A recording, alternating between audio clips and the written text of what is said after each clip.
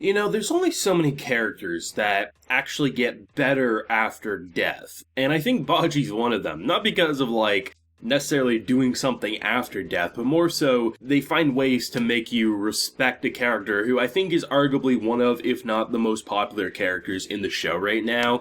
Now, it's hard to actually say who is the most popular. I just know there's a ton of Baji support, and rightfully so. And he was my favorite character. And to see the actual man behind the gang, and to see the man who created it, and to see the man who brought everyone together, it could have been very easy for someone like Kazutora to be handled incorrectly. Because even if you hate Kazutora, and you don't want Kazutora to be forgiven, you can understand at the very least he's mentally unstable. It's not like he was just a shitty person. He was mentally unstable. The idea of forgiveness can be a double-edged sword. It can be the right move and it can be the wrong move. Sometimes, a big moment is the only way to get it through a character like Mikey's skull, right? Because Mikey has no reason or obligation to forgive Kazutora. Mistake or not, he doesn't need to. But what would be the way to not kill Kazutora, right? Because jail makes sense. I mean, I was hoping for a therapy or something like that, but given the way they directed the episode and the breakthrough with the charm, it actually makes sense that that was his eye-opening moment, so that rather than him just being stuck in jail again and festering and being angrier and angrier, rather, he was probably on the edge of killing himself before someone like Draken popped in and say, don't do that, and revealed that Mikey forgives him and that he's still a part of the gang. I think they did such a great job with that because, seriously, I'm thinking about all the different stories that I've experienced, not even just in the anime and manga world, but just stories in general that have handled things similar, and I came out saying that felt a little too convenient. But I really don't feel that way, because they did such a great job, showing us the setup of the gang, showing them wanting to buy the charms, only had enough for one, and they gave it to Baji, because Baji's the reason the gang was even formed to begin with. And the fact that he held on to that for so long, it's one of those things because when you look at Baji's actions and what he said to Mikey over the past however many weeks and months, it doesn't look like Baji cared all that much about Mikey. But to see that he held on to that for so long, only someone who truly cared would do so. And the fact that he willingly took his own life so that Mikey wouldn't blame Kazutora. Logically, we pull ourselves back. He was going to die no matter what, but he wanted Mikey to make sure, no matter what, that we don't attack our friends and family. We make mistakes, and we get over it together. And I really wasn't expecting forgiveness at all. I was expecting acceptance, right? We're not going to be able to hug, we're not going to be able to be around each other, but I don't want you to die, is what I was building up to. And the fact that Mikey forgave, and even if he doesn't believe it himself, he knows that that's what Baji wanted him to say, so he did that. And it's easy to look at Takemichi and say, man, he's not changing enough, or, oh, he's not changing it like Steins Gate fashion, where major things are being changed and timelines are altering, but rather, he's making major progress for having one shot and one shot only. Bloody Halloween ended with one death and one arrest, and while sure, it would have been nice to be able to save everyone, realistically, that's not going to happen. The only way that Takemichi could realistically save everyone is if he had multiple times to loop over, but he doesn't. And to see everyone break down and cry and just really embrace the story that was told, it tugged on your heartstrings. I mean, when we saw Baji, in his nerdy way, I was like, oh, okay, I guess we're going in the direction of he wasn't always a badass, but rather, he wanted to get better at school,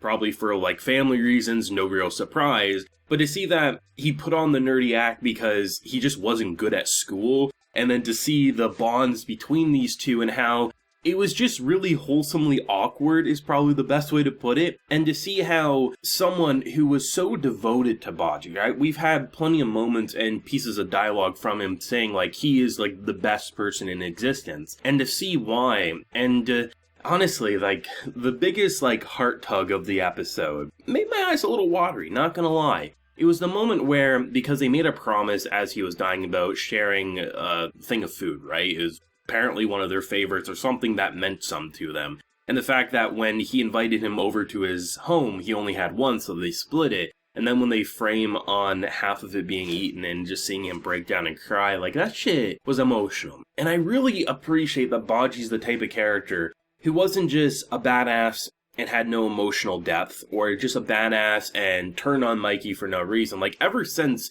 he, like, betrayed Mikey, and, like, the episode after they started breaking down the history and stuff, it just didn't seem like Baji's the type of character who would betray Mikey, right? It just made no sense. So, clearly, he was doing something, and it's weird, and I don't say it often, but sometimes the best characters and them dying can be the best thing for a story. And I think had Baji lived, Kazutora would have died, and I don't think that would have been good for Mikey, because we have to look at the long term of what happens with Mikey's character. If he would have killed Kazutora, or Kazutora would have ended up dead, there wouldn't have been a big enough change to stop someone like Saki from manipulating. But I think this is a major step forward in Mikey's character, and slowly but surely, you know, someone like Takemichi will rise up the ladder, and right now he's basically just a grunt under a division captain, right? And I think maybe within an arc's time, which I don't think we'll see it this season because we have 2 episodes left, but I wouldn't be shocked if in an arc's time, in hopefully what we get in season 2,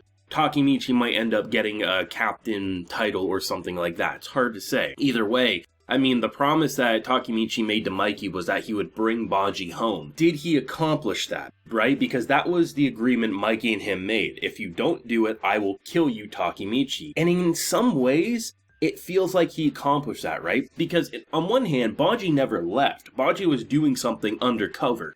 But at the end of the day, he not only revealed that Baji's true feelings were always there with the charm, he also was able to make Mikey forgive Kazutora. So does that promise equal kept? Or is that something that Mikey's just gonna say it was a draw? It's really hard to say, but I'm excited to see what they're gonna accomplish with that. I mean, for the past couple of weeks, maybe a few weeks, I've been saying that Tokyo Revengers is probably one of the more anticipated series I have, where I don't know how I don't binge the manga when the season's over.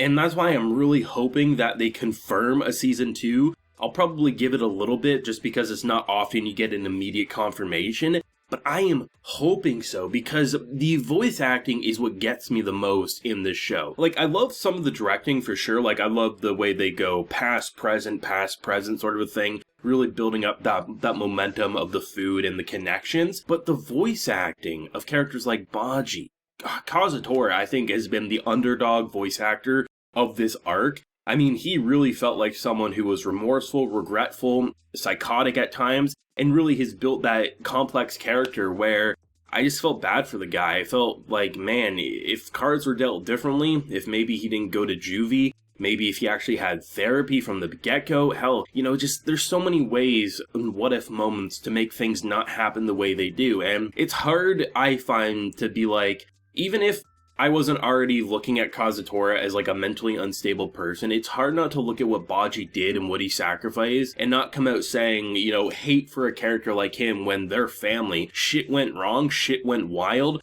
but this is what Baji wants. And he's a fictional character, he's not a real character, but that's how much I want to like follow in his footsteps in that thought process of wanting, you know, to let him recover. And the fact that he's already blaming himself that 10 years isn't enough, and that he wanted to kill himself, I mean, you can tell the remorse this time around. There's no anything in my mind that says Kazutora is just messing with him. No, he's someone who's regretful, and maybe some people think he should die, but I think given what Mikey, given what Drac, and what the gang has shown us, like, they need to stick by their brothers, and they need to help them overcome their trauma, and it'll be interesting to see if Mikey would ever visit him in jail. That would be an interesting conversation for sure. But overall, incredible episode 10 out of 10. Tokyo Revengers doesn't miss, but we all know that, right? Let me know your thoughts and feelings down below. Leave a like if you enjoyed, and subscribe if you're new around here. So until next time, everyone, please take care and have a good one.